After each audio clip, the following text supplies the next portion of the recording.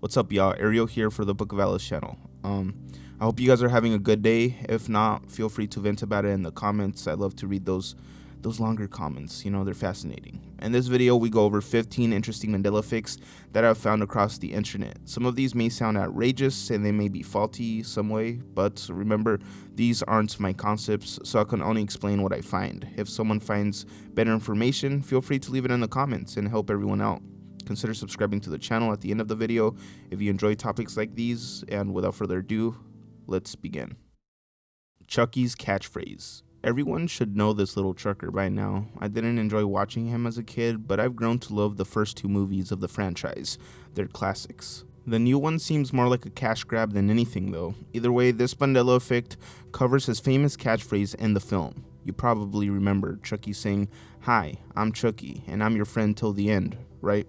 Well, in the movie, he actually states, "Hi, I'm Chucky, and I'm your friend to the end." None of the movies in the franchise ever depict him saying till the end, including the remakes and sequels, though lots of people remember the catchphrase including the word till, making the statement sound less menacing because it's a children's toy. There's even a fan-made film titled Chucky Friends Till the End. Even the superfans got it wrong, as well as other artwork that depicts the line tons of people remember. Do you guys recall it always being this way? Hey, I'm Andy. Hi, I'm Chucky, and I'm your friend to the end. Heidi-ho. Missing emoji. This is in reference to emojis that people believe have now gone missing or have simply never existed. Like, for example, the robber emoji that was never there, and the hiker emoji as well. Now there's more. Some people recall there being an orange traffic cone emoji that tons of iOS users would use. Whether that be to capture attention better on a post or warning someone about something, this emoji would supposedly be used. Well, if you have iOS and try to access a traffic cone emoji, you won't find any results. There's also the green peas emoji, which tons of people recall using on iOS, but it's not there, as well as the moose emoji. Do you guys remember any of these, or are people simply confusing softwares? And now a word from our sponsor, Established Titles. Here you guys can see my certificate sent kindly by Established Titles, and according to Scottish custom, I am now Lord Luis, as landowners are referred to as lairds or lords and ladies in English. Title packs give you at least 1 square feet of dedicated land with a unique plot number on a private estate in Idleston, Scotland, and an official certificate with a crest. This means that I could officially include the title Lord or Lady in my credit card, plane tickets, dating profiles, etc. Honestly, it makes for a great last-minute gift, an interesting icebreaker, and you can help save the planet as they plant a tree with every order and work with global charities One Tree Planted and Trees for the Future to support global reforestation efforts. It's a fun way to preserve the natural woodlands of Scotland as well. The first 200 people purchasing a title pack using my link in the description will be next to my plot within a few minutes walking distance. We can build a little Book of Alice kingdom. It makes an interesting last-minute gift. Established Titles is actually running a massive Black Friday sale right now. Plus, if you use the code BOOK, you can get an additional 10% off. So go to establishedtitles.com/book to get your gifts now and help support the channel. And thank you once again, Established Titles, for sponsoring this video. Flintstones Flipflop. I found this one on a Reddit thread discussing flip-flops in the Mandela Effect community, which means when something changes, quote-unquote, in our reality, but then reverts back to its correct form, or the form the Mandela Effect believers remembered. The comment reads, the spelling of the Flintstones changed to the Flintstones in 2017. Then a guy made a YouTube video about how ridiculous the spelling change was. Then about a week later, the spelling changed back to its original form.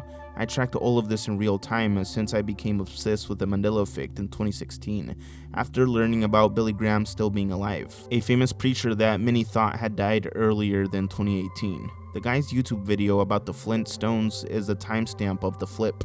Let's take a look at the video. Wow. Let's check it out.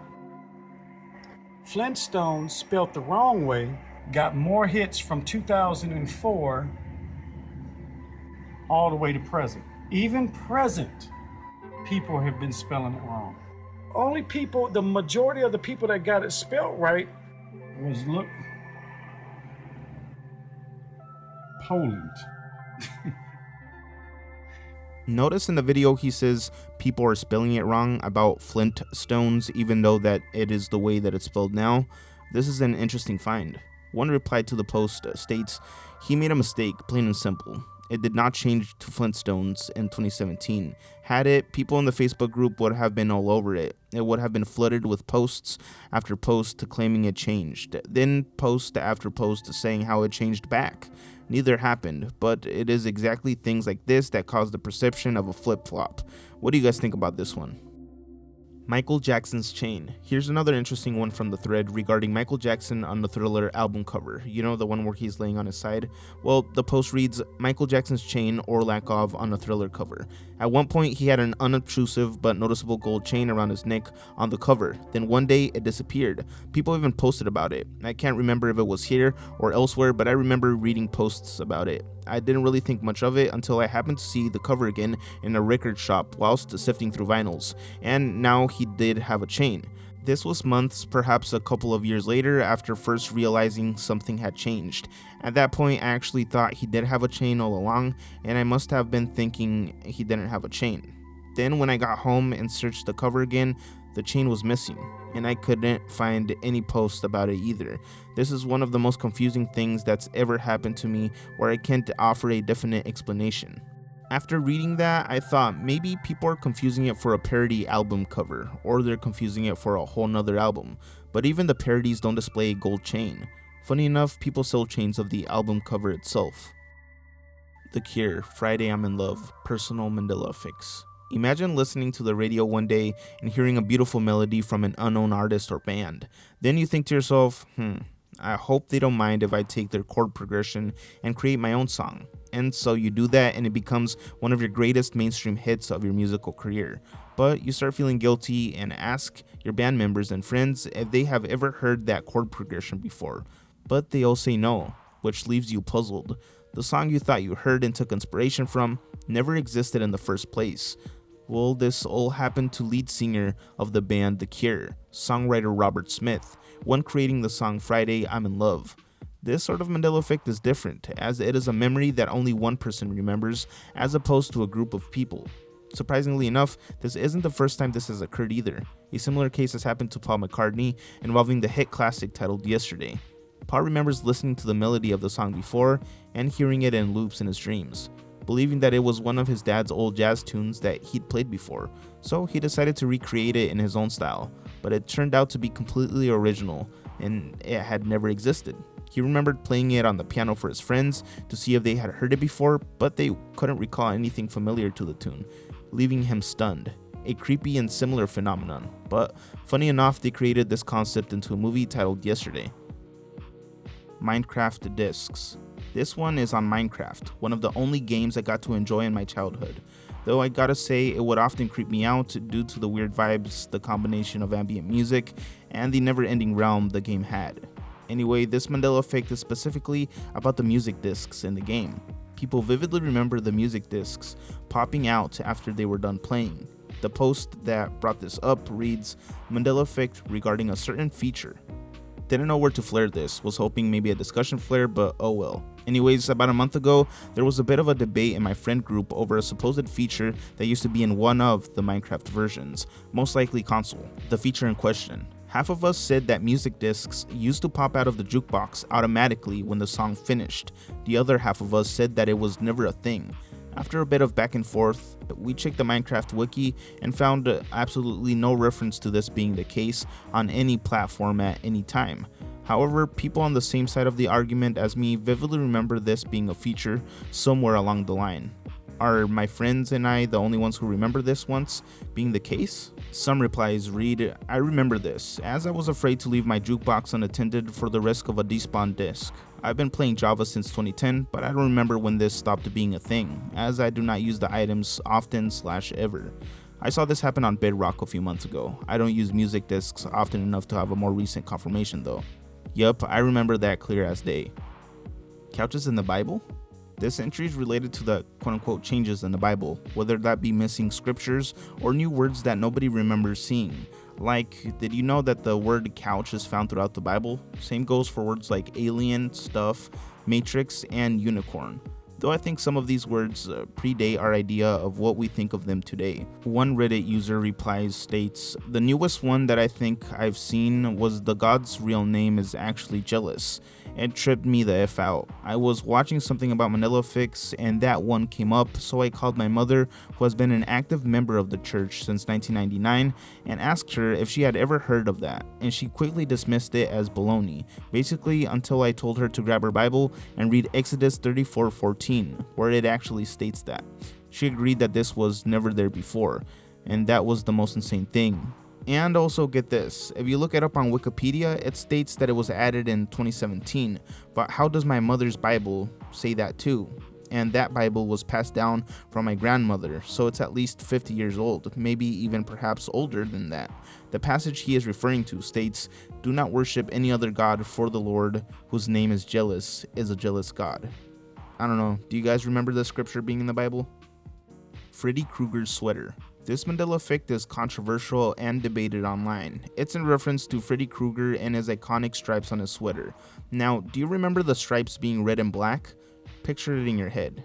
If you do, you're in for a surprise, as the colors were always red and green, though some vividly remember red and black and find the green and red combo odd. I got to be honest though, I remember Freddy Krueger having a red and green sweater, but how do you guys remember it? Morton Salt Girl's raincoat. You guys probably know this famous salt brand, right? Depicting a girl in a yellow raincoat and boots carrying an umbrella. It's a very iconic logo, though tons of people aren't remembering it the way it is today. The Morton Salt Girl is actually blonde and is simply wearing a yellow dress, and she doesn't have on rain boots either. Surprising, isn't it? Though I have to say the combination of the same color hair and dress make it look like she's wearing a raincoat, add the umbrella and rain, and yeah, this seems like an easy thing to misremember. What do you guys recall? Jesse's famous line in Breaking Bad. Breaking Bad, the show follows a dad with terminal lung cancer as he goes down a dark path in the drug business, changing him and his family. It's one of my favorite series. Now, do you remember a scene in the show where Mr. White does something smart using his chemistry knowledge and Jesse replies with, "Yeah, science bitch," enthusiastically? Well, sad to say this line doesn't appear any time in the entire 5-season span of the show, not even once. The closest thing found is a scene where Jesse states, "Yeah, Mr. White, yeah, science," very awkwardly and almost unfitting. Take a look. Yes, science! Yeah, Mr. White! Yes, science! Yeah, Mr. White! There's also the scene where he states, "Yeah, bitch, magnets," but it's not the same as people recall. There are even memes depicting him saying this, but the clip doesn't appear anywhere. Teenage Mutant Ninja Turtle characters. This one comes from open_car_515 regarding characters that I have never heard of being in the Teenage Mutant Ninja Turtles franchise. It reads, "Growing up, my brother and I were huge fans of the Ninja Turtles. I have no shame in this, lol. We had all the toys, the games, and I vividly remember us playing the arcade game for hours in an old arcade hall. We met up for a beer today and we're just chatting and reminiscing about our childhood, and we started to talk about our love for the turtles and what dorks we are. Then he starts talking about Wigna and Screwloose. I replied, "Who?" And he looks at me like I'm crazy and proceeds to Google them and show me images of these two characters who were apparently a huge part of the show. Who the are these guys? I've never seen or heard of them before in my life, but apparently there they are. And I'm just confused. Now I'm baffled. I could name everything about the turtles, but I draw a blank on these guys. Am I dense? Or is this a dumb quantum immortality thing, and I've slipped here from a universe where they didn't exist?" From Playmates! Well, that's one ugly dude. It's Scumbug! Muckman is just oozing under the pressure. Wingnut the Turtle's wacky vampire bat buddy and his mosquito sidekick Screwloose decide to wing it, and the roach bugs out.